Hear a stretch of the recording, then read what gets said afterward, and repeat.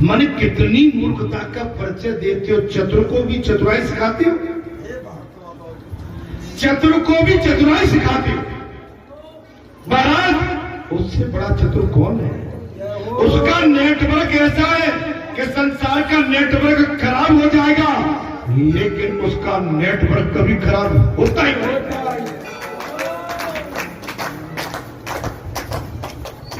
क्या तुम्हें आनंद आया? आनंद आया ही नहीं। अरे नहीं सुनते तो कहीं याद तो नहीं आई, हमें नहीं आई, कथा के बाद आएगा। अकेले में आती है। अब बेचारे पुजारी तो क्लियर कह देते, बुरे भैया तुम बताओ क्या राखी बांधने चले गए क्या कहीं?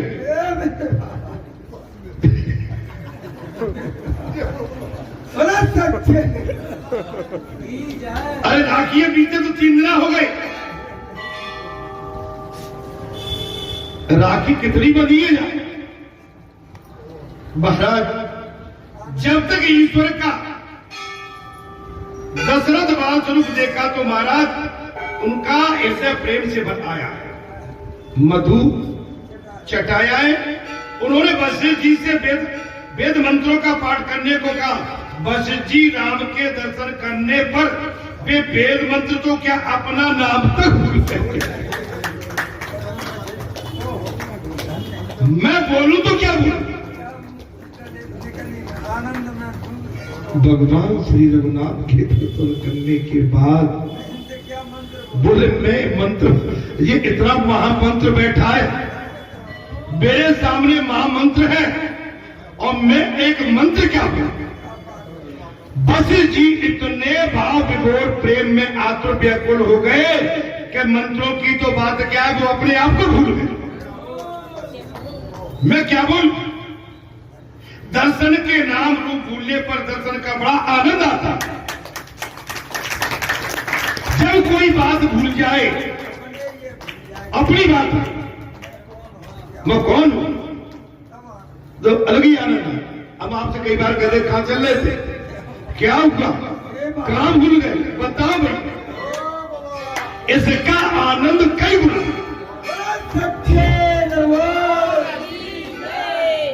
हरे ओ पीपल पत्ता चीकन और भैया बाप बेटी मोरी हो, हे मोरी बिचाई कहा करे भैया राम से लग गई।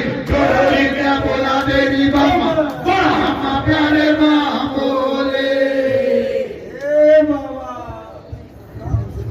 पीपल पत्ता चीकनो बापे बेटी मोर, और मोर बिचाई का करे सो राम से लग गई। जिंदगी राम से डोल लग गई तो पत्ता क्या, अरे वो तो महाराज कली की एक पंखुड़ी पर भी बैठ जाए। दर्शन के नाम रूप भूलने पर भी दर्शन का बड़ा आनंद होता है, ब्रह्म दर्शन का आनंद होता है। महाराज ब्रह्म दर्शन का आनंद कई गुना बढ़ जाता है। तब वेदा अवेदा भवंती, तब वेदा और अवेदा भवंती। ईश्वर दर्शन होने के बाद तो वेद भी विस्तृत माने भूल जाते।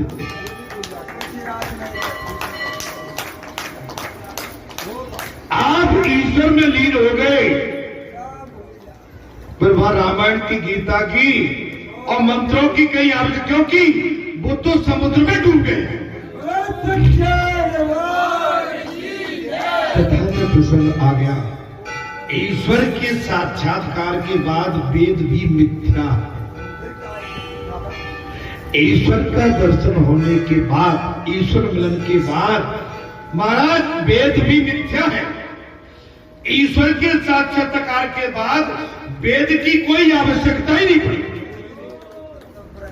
पूरे भैया, हाँ मीरा ने वेद नहीं कही, आप मीरा को देख लो, कोई वेद वेदांतर का पाठ नहीं किया। तुलसी बाबा ने केवल हनुमान जी महाराज जी ने प्रेरणा दी है, तब रामचरितमानस हिंदी में अनुवाद किया है। पहले हनुमान जी ने पूरा रामचरितमानस लिख दिया। बाबा तुलसी दुखी हो गए। बाबा तुलसी को लगा था कि संस्कृत में लिखा था, हनुमान जी ने क्या लिखा था? पूरी रामायण। बाबा तुलसी बड़े दुखी हुए कि भाई ये तो हनुमान जी, मैं इनका उपासक हूं हनुमान जी का महाराज, और इन्हें रामचरित लिख दी। ये चरित्र कहीं मुझे मिला होता, हनुमान अंतर्यामी ठहरे। बाबा तुलसी को दर्शन किए, बोले बाबा तुम निराश मत हो, रामचरितमानस का तुम हिंदी में अनुवाद करो, मैं बताता हूं। तुम निराश मत हो, मैंने लिख दिया तो क्या, मैं इसका श्रेय नहीं लेता हूं। चलो मैं रामचरितमानस का श्रेय तुम्हें दे देता हूं। और जो चरित्र लिखा था हनुमान जी ने सबसे पहले उसको समुद्र में ठंडा कर दिया। हनुमान जी ने बाबा तुलसी को पूरा रामचरित सुनाया है, पूरा लिखवाया। समझे कि नहीं? हाँ, भागवत किसने लिखा है? वेद व्यास जी ने। बताया किसने? वेद व्यास जी ने। लिखा किसने? गणेश जी महाराज। लिखा किसने? गणेश जी। लीला पूरी है, बड़ा प्यार है। हनुमान जी के सदगुरु कौन है? सूर्यनारायण। बात वहां जी आ गई थी। बोले महाराज मैं तो आपको अपना सदगुरु बनाना चाहता हूं, क्योंकि आप ही तो एक बुद्धि के विस्तार और संसार को चमक दमक देने वाले आप ही हो। बोले हनुमान पुत्र हनुमान, मेरा वेग तीव्र है, मेरा तेज गति है, और मैं तो कभी रुकता ही नहीं हूं। तुम चलोगे कैसे? मैं तुम्हें मंत्र कैसे दूंगा? बोले आपके आशीर्वाद से मैं मंत्र ले लूंगा। बोले मैं तो सीधा चलूंगा। बोले मैं उल्टा, बोले उल्टे चल लोगे? बोले आपकी दया आशीर्वाद होगा तो मैं उल्टा भी चलूंगा।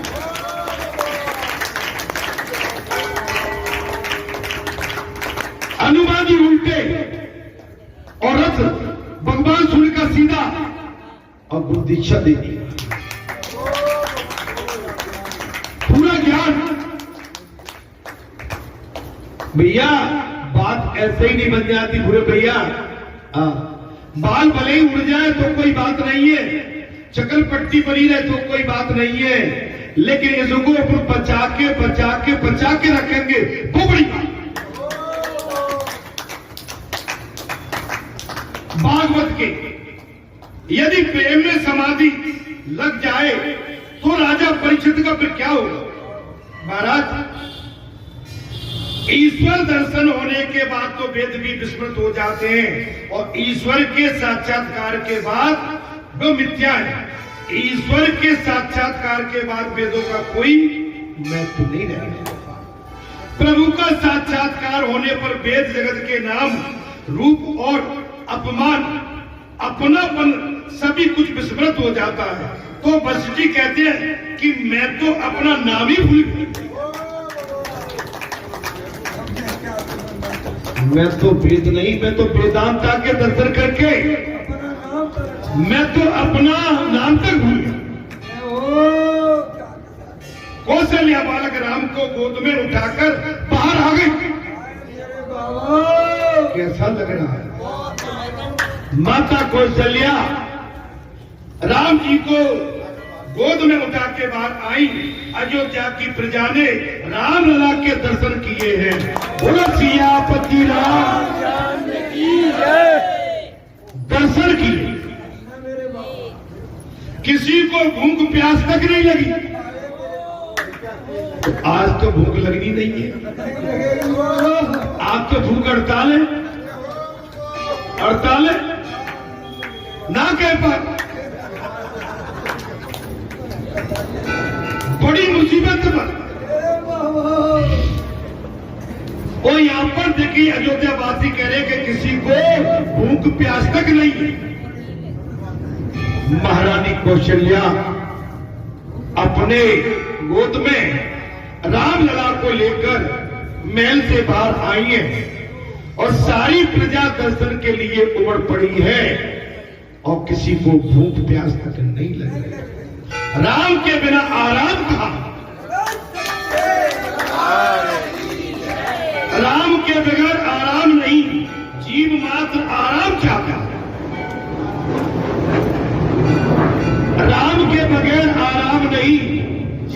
पात्र क्या चाहता है? अब आपकी बात हमने कह दी कि कथा के बाद आराम, राम के बगैर आराम का। राम कथा के बाद, सत्संग के बाद, सत्पुरुषों के साथ, महापुरुषों के पास और देव पुरुषों के साथ और भक्त संतों के दर्शन करने के बाद अगर फिर भी संसार की भूख है तो फिर आपका राम नाम का भजन पक्का नहीं। फिर भी संसार की भूख है, भजन पक्का नहीं है, कच्चा है। भजन पक्का तब है तब भूख ही नहीं लगी।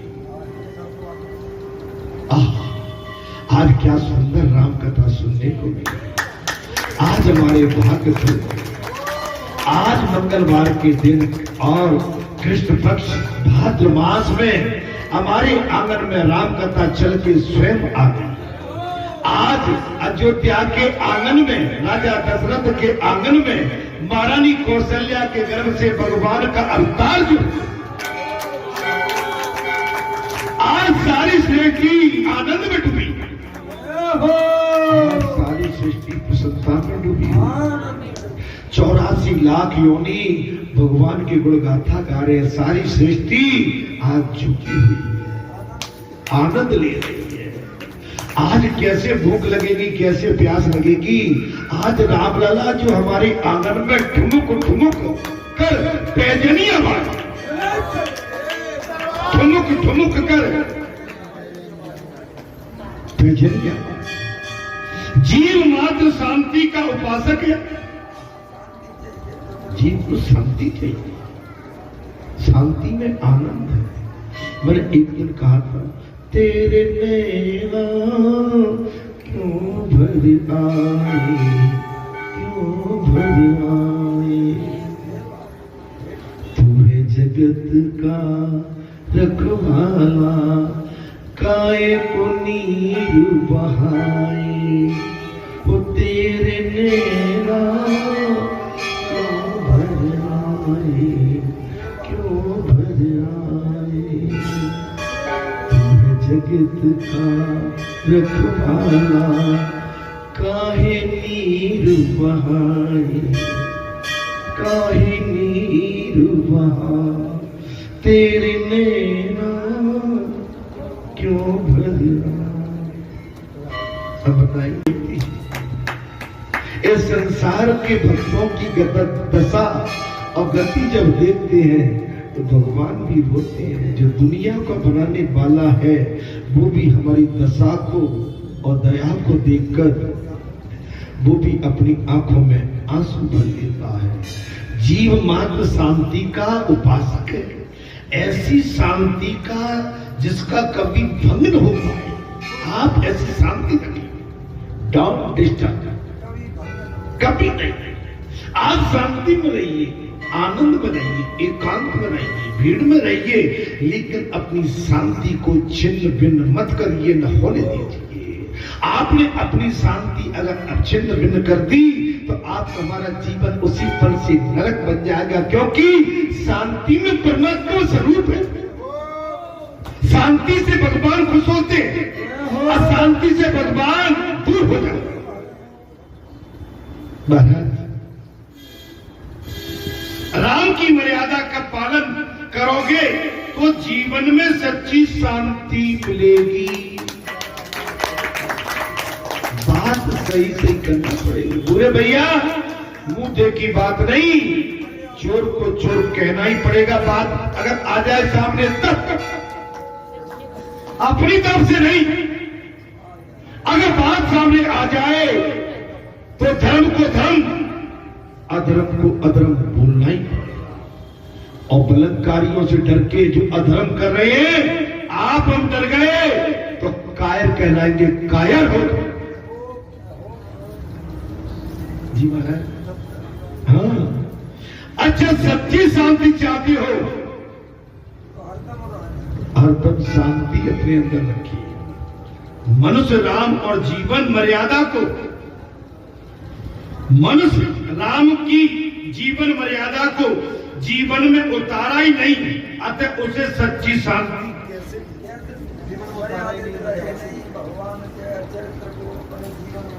हमने भगवान के चरित्र को कभी अपने जीवन में लाई नहीं। बहन के साथ कैसा व्यवहार, भाई के साथ कैसा व्यवहार, बेटी के साथ कैसा व्यवहार, प्रजा के साथ, अपनों के साथ, समाज के साथ, मतलब कैसा व्यवहार करना है, छोटे के साथ, बड़े के साथ।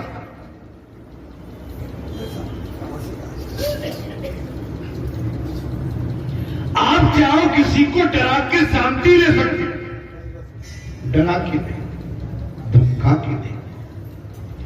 आप शांति प्रेम से प्राप्त कर सकते हैं। प्रेम दोगे, प्रेम लोगे। जितना आप संसार में प्रेम बांटोगे और उतना प्रेम आप पर वापस आएगा, और वापस आके वो बहुत बड़ा एक आपके लिए पुण्य का एक बहुत बड़ा पात्र बन जाएगा। और पुण्य का पात्र मिलेगा तो जो संसार को प्रेम देने वाला है, वो जगत को प्रेम देने वाला है, जगतपति आपके आंगन में आ जाए।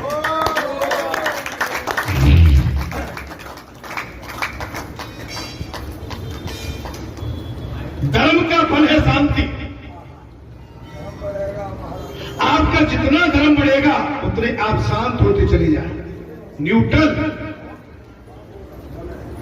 भारत कथा में प्रसंग आ गया, बोले धर्म का फल है शांति और अधर्म का फल है अशांति।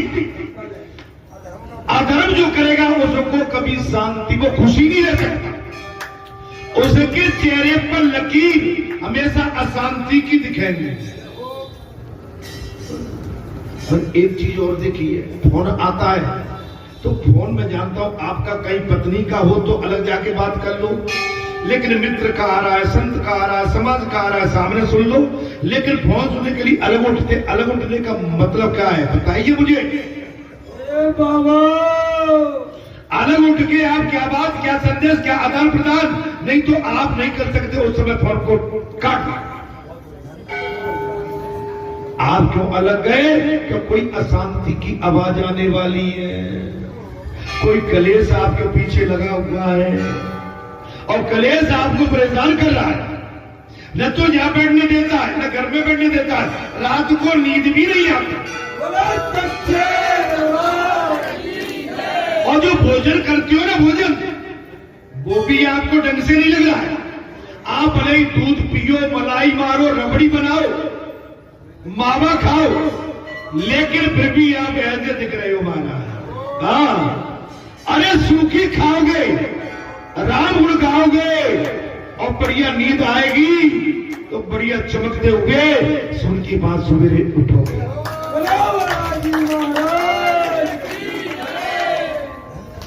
अब तुम्हारे सामने शेर बांध है और 2 किलो दूध, शेर बांध है तुम्हारे सामने और 2 किलो दूध, छुआरे, बादाम, पिस्ता, पूरे भैया, और शेर के सामने बचेगा क्या?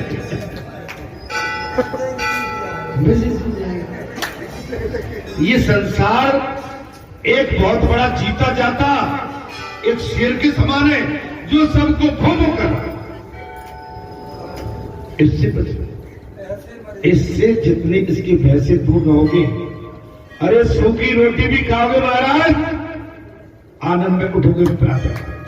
धर्म की मर्यादा का पालन न करने पर शांति नहीं मिलती। धर्म की मर्यादा का पालन नहीं करने पर कभी जीवन में शांति प्राप्त हो ही नहीं सकती।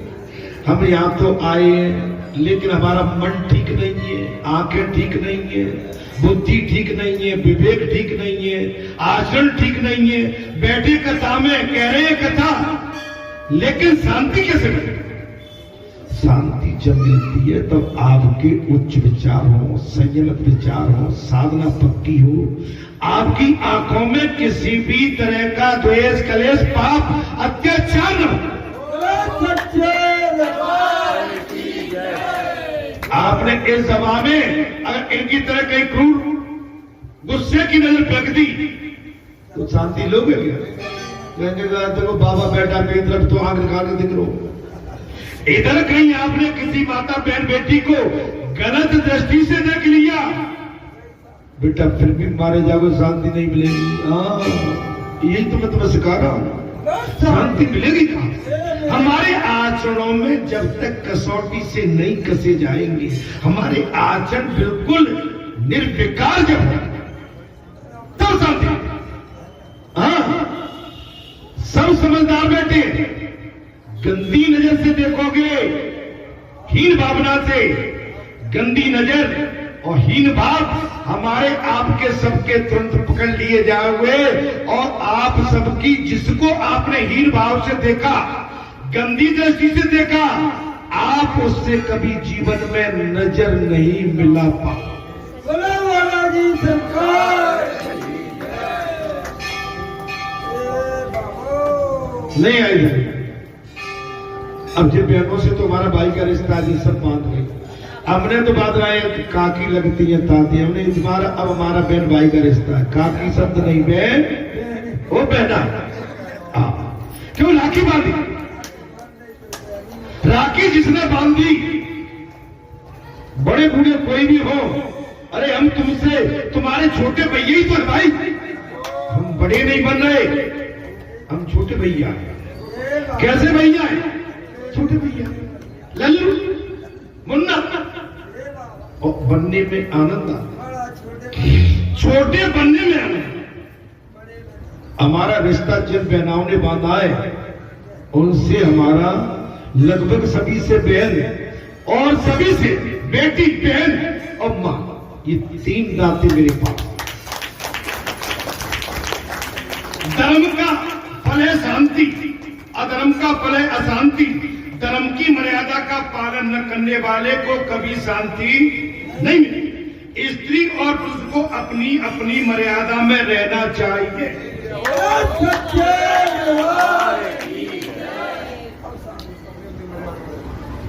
स्त्री एवं पुरुष को अपनी अपनी मर्यादा में रहना चाहिए। साफ दे दिया महाराज, स्त्री एवं पुरुष को अपनी अपनी मर्यादा में रहना चाहिए। मानव जब मर्यादा का उल्लंघन करता है तब अशांति आती है।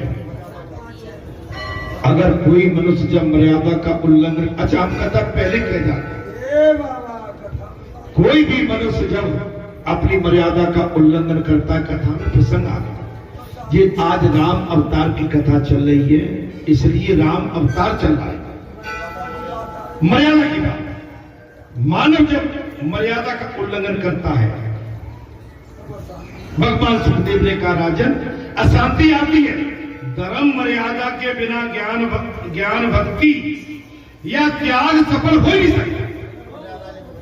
बगैर आपकी हमारी मर्यादा के बगैर धर्म ज्ञान एवं भक्ति हमारी आपकी सफल नहीं हो सकती। मर्यादा के बगैर कोई भी आपका धर्म ज्ञान एवं भक्ति कोई सफल नहीं हो सकता, कोई सफल नहीं। आजकल मंदिरों में और कथा असंख्यों में भीड़ बहुत आ रही है।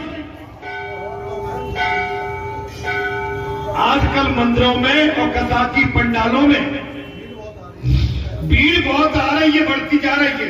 लगता है कि आजकल ज्ञान और भक्ति बढ़ गई है। आजकल ऐसा लग रहा है ज्ञान एवं भक्ति बढ़ गई है, फिर भी शांति तो किसी को नहीं मिल रही। अच्छा किसी को शांति हो तो बता दो, हाथ उठा दो भूरे भैया, उठा दो, उठा दो। है ही नहीं। कथा में आ रहे हैं, पंडालों में जा रहे हैं और शास्त्रियों से कथा वाचन करके कथा सुन रहे हैं, लेकिन शांति किसी को फिर भी नहीं मिल रही है। इसका वही कारण है कि लोग धर्म मर्यादा का पालन करते ही नहीं। हम कथा में तो गए, कथा में जाने के बाद वहां भी श्रृंगार कर रहे हैं, वहां भी वैभव लेके जा रहे हैं, अमर्यादित होके जा रहे हैं। कहां बैठना चाहिए, कहां नहीं बैठना चाहिए, कहीं भी बैठ जाते हैं, को भाव रखते हैं, मन में कोई ना कोई किसी भी तरह का पिघल लिए घूम रहे, तो शांति कहां से? अब कथा में आके बैठ गए, लेकिन मन कथा में नहीं लग रहा, पक्का नहीं लग रहा। आपसे नहीं कह रहा हूं, आपका तो लग रहा है, लेकिन कुछ ऐसे लोग हैं घर से कह के निकले थे कि बालाजी पे जा रहे हैं, दर्शन करने जा रहे हैं, लेकिन दर्शन करने नहीं, वो इधर टोली बना के संसार के वातावरण में फिर फंसे हैं। उनकी घर पे भी वो वातावरण पूरा नहीं होता, गली में भी नहीं होता, मोहल्ले में भी नहीं होता, और मंदिर पर बालाजी के नाम से आके जहां भी एकांत कहीं देख के और 1 2 की 3 की तिगड़ी 4 की 5 की पचकड़ी बन के और वहां भी संसार को परोस रहे हैं और शांति का